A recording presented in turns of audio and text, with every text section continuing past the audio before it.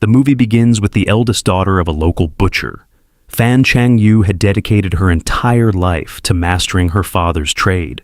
Her parents were harshly murdered by bandits, leaving her with nothing but her skills as an inherited. She continued on the family business to help her younger sister, Ningniang. Chang-Yu heard nasty rumors being whispered by Madame Kang and other neighborhood gossips while she was slaughtering a pig for Madame Chen. Madame Kang even mocked Chang-Yu's mother's memory, saying she came from a brothel. She was called a star of ill omen who had jinxed her parents' deaths and driven her fiancé away. Chang-Yu became enraged and threw a basin of pig blood on the ground near them to wash away their bad luck, effectively silenced the slander.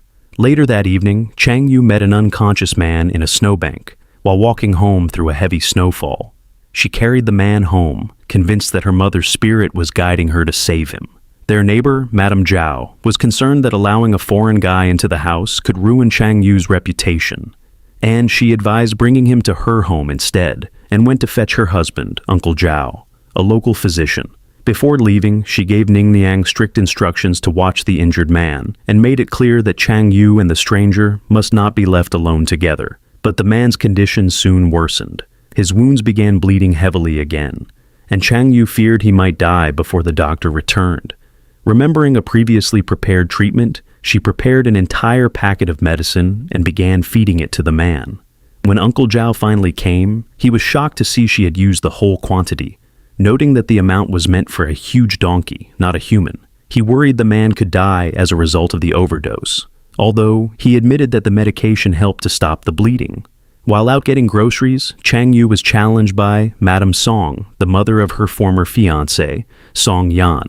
After Chang-Yu's parents' deaths, the Song family unilaterally called off the engagement, saying that a fortune teller had cursed Chang-Yu's birth date. Madame Song asked that the engagement letter be returned, but Chang-Yu refused. For years, her parents had supported Song Yan's education, paying for his tuition and helping his family financially. If the Song family wanted to end the engagement, then they should first repay every coin they owed.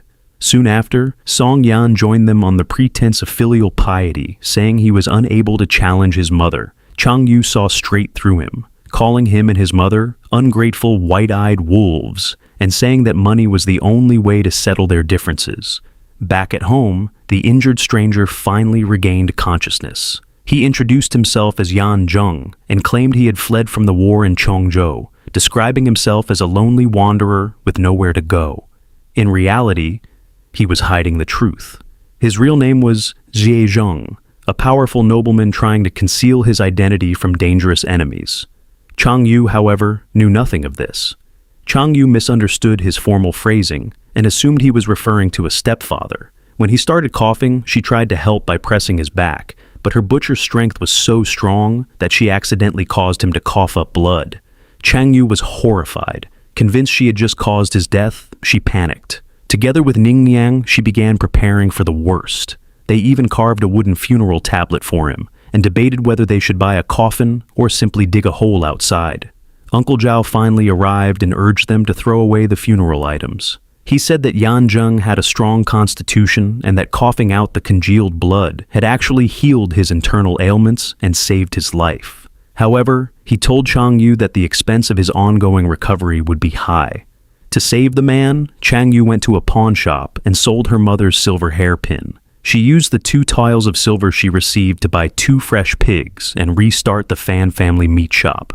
Her friend Uncle Lee, a local chef, encouraged her plan and reserved half a pig for his restaurant, encouraging her to disregard the town's rejection of female butchers.